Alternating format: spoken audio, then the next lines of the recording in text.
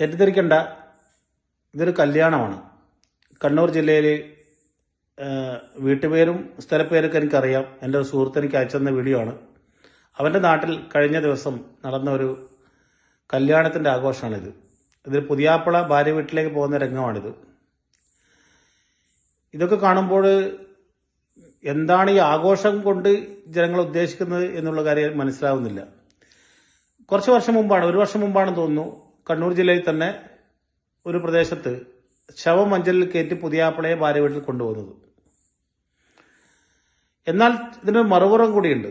ചില മഹലുകളൊക്കെ വാദ്യോപകരണങ്ങൾ പാടില്ല, മ്യൂസിക് പാടില്ല, പൊട്ടാസ് പോലും പൊട്ടിക്കാൻ പാടില്ല, ഒരാഘോഷവും പാടില്ല എന്ന് പറഞ്ഞ് അത്ര അധികം കഠിനമായ നിയന്ത്രണങ്ങൾ ഏർപ്പെടുത്തുന്നതിനോടും എനിക്ക് യോജിപ്പില്ല. ഇതാരാലും നിയന്ത്രിക്കപ്പെടേണ്ടതല്ല, ഇത് സ്വയം നിയന്ത്രിക്കേണ്ടതാണ്. ആഘോഷങ്ങൾ എപ്പോഴും സന്തോഷത്തിന് വേണ്ടിയുള്ളതാണ്. ഒരല്പസ്വല്പം ആഘോഷങ്ങളാവാം എന്ന് ചിന്തിക്കുന്ന ഒരാളാണ് ഞാൻ. എന്നാൽ അതിന് ഒരു പരിധി വേണം. എന്ത് തരത്തിലുള്ള ആഘോഷമാണ് നടക്കുന്നത് എന്നുള്ള കാര്യം ബോധം ഉണ്ടാവണം.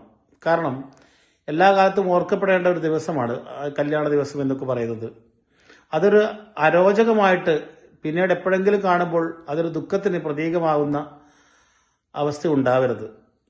അതുകൊണ്ട് ഇങ്ങനെയുള്ള ആഘോഷവേളകൾ നമ്മൾ സ്വയം നിയന്ത്രണം ഏർപ്പെടുത്താൻ തയ്യാറാവണം.